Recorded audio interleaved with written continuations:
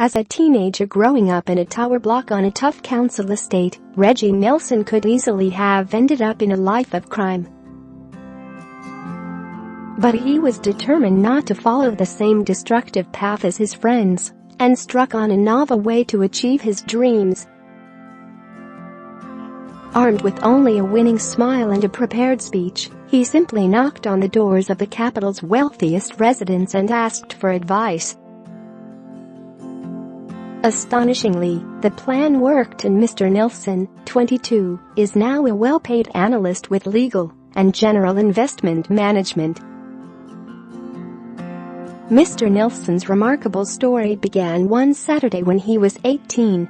He took the tube to Kensington in West London, Britain's richest district, and spent the day knocking on door after door. He told anyone who answered, "I just wanted to know what skills and qualities you had that allowed you to live in a wealthy area like this, so I can extrapolate that and use it for myself." Share this article. Share some slammed the door in his face, others offered only platitudes. But then Mr. Nelson called at the home of Quentin Price, a leading city financier, and his wife Elizabeth. They invited him for a chat and a cup of tea, and Reggie poured out his story. The couple were so impressed with his determination to make something of his life against the odds that they promised to help. First, Mr. Price arranged work experience for Mr. Nelson and became his mentor, helping him get through university and train with city firms. A proud Mr. Price said, "Reggie is flourishing. He is a transparently lovely lad, and there's no reason why he cannot go all the way." His wife added, "When he came to the door that day, I was overwhelmed by his bravery. It took courage to do what he did, and by his desire to get on in life. He was incredibly well-mannered and so smiley. We're thrilled he's doing so well."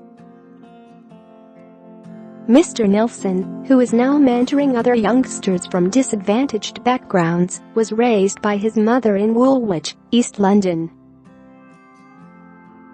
"I could easily have gone down the wrong path, and nearly did, but I had good people around me," he said. "Someone said I needed to think out of the box if I was to get on in life. So then they came up with the door-knocking idea.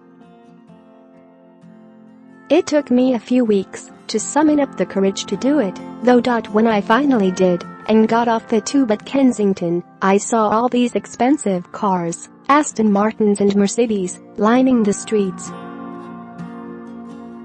Everywhere you look just looked like money. I rehearsed this pitch ready for when the door opened. And it worked out. Before I met Quentin, I didn't even consider university. Now I want to keep going and see where my determination takes me. Hopefully it will be me with one of those houses in Kensington. For anyone in a similar position to mine, I would say knock on the right doors and work hard.